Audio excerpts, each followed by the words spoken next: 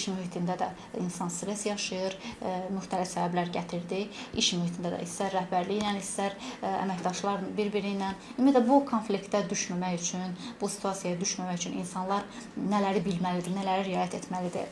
Belə deyək, hər bir insanın uşaqlıqdan müəyyən bir arzuları, istəkləri olur.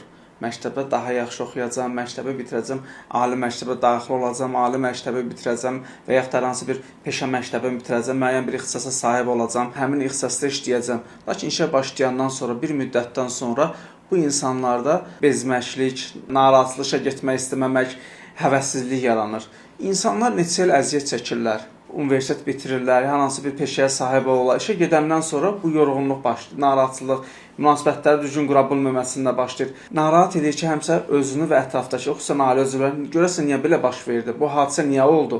Səbəb ondan ibarətdir ki, insan işə başlayandan sonra öz kollektivdə münasibətləri bəzən düzgün qura bilmir və istəyir ki, hər bir işçinin xoşuna gəlsin, hər bir işçi buna öz təşəkkürünü, minnətdarlığını bildirsin. Onların işlərinə daha çox kömək etmək istəməyə başlayacaq və şübhəsiz ki, belə bir vəziyyətdə olanda da onun iş yoldaşları ondan istifadə etməyə başlayırlar. Müəyyən işləri, çox işləri buna həvalə edirlər. Hər kəsin işinə bir yarayan insan kimi olur və öz mövqeyini itirirlər. Öz mövqeyini itirdikdən sonra iş kollektivində uyğunlaşa bilmirlər. Öz rəhbərinin, müdirin qarşısında öz ifadələrini düzgün təqdim edə bilmirlər, ifadə edə bilmirlər. Belə ki, həmin şəxs öz müdirlərinə nəsə bir fikrini bildirmək istədikdə ayıbdır, yaxud iş yoldaşlarına utanaram, birdən mənə nəsə xoş söz deməz, birdən mənə nəsə bacarıqsızam ki, düşüncələri yaranmağa başlayır. Bu insanlar ən böyük səbəblərdən biri öz yox deyə bilməməsidir, öz mövqeyini ortaya qoymaq.